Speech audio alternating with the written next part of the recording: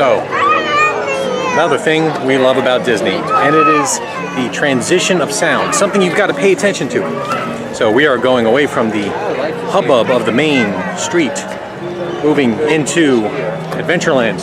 You will hear sound subtly change as you walk over, usually bridges. As you can hear, there's a volume fading out of music as we move into Adventureland. So, as we walk, let's see.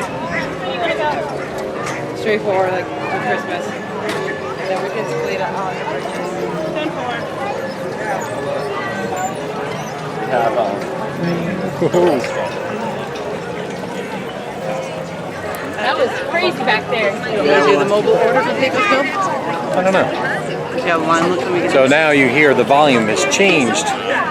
We're leaving that steel drum sound into real drum sounds for Adventureland. In almost every one of the lands that you go into, you'll notice that the sound will change from one to the other, never mixing. You don't hear Main Street anymore. You only hear Adventureland.